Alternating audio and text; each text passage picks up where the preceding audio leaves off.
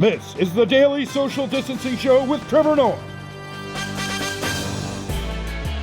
Let's kick things off with a story out of Oklahoma involving two of America's favorite pastimes, basketball and racism. High school basketball announcer in Oklahoma is blaming his diabetes and a spike in his blood sugar for the racist comments he made during a live stream state basketball tournament. The Norman players started kneeling during the national anthem, and that's when the announcer, Matt Rowan, hurled horrifying racist insults at the Norman team that were caught on mic.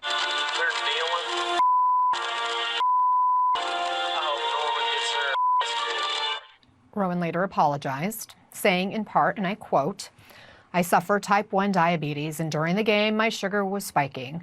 While not excusing my remarks, it is not unusual that when my sugar spikes that I become disoriented and often say things that are not appropriate as well as hurtful." I'm not racist. I just suffer from diabetes. I bet the royal family wishes that they thought of that one. I'm so sorry, Meghan. Our blood sugar was spiking that day and for the past 600 years. But hey, I'm no doctor. I mean, maybe diabetes does make you racist. In fact, I hope it does. You know, it would make things so much simpler. Lincoln could have ended slavery with a box of granola bars.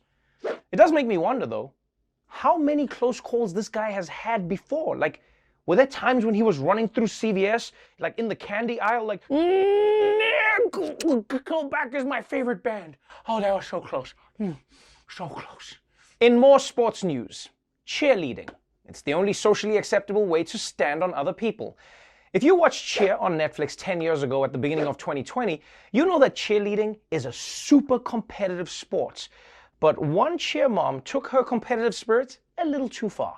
Now to that disturbing case involving deep fakes, videos that are manipulated to make it look like someone did or said something they did not.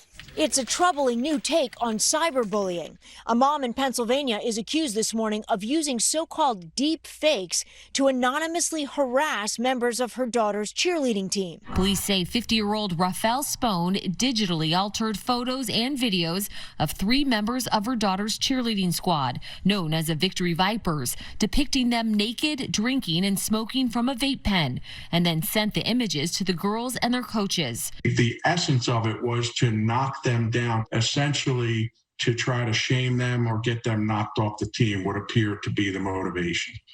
Wow. That is really impressive. I can't believe this 50-year-old mom learned how to make deepfakes. Meanwhile, your mom has to call you up every time she forgets her Paramount Plus login. Really, I have to say Paramount Plus. Obviously, using deepfakes to bully teenagers is messed up. And not only is it criminal, but it can also backfire, because you can't trust moms to know what's not cool for teenagers to do.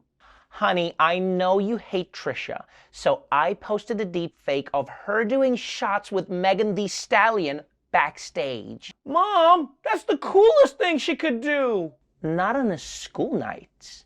And honestly, were the deep fakes of the teens using vape pens really necessary? I mean, you've already got them naked and drunk. You don't need to be like, and they're also basic. But this is a sign that the future that awaits us with deepfakes is going to be petty as hell. You know, people are worried that deepfakes will be used to influence elections, but 90% of them are just going to be people pretending to find mice in their tacos just so they can get free food.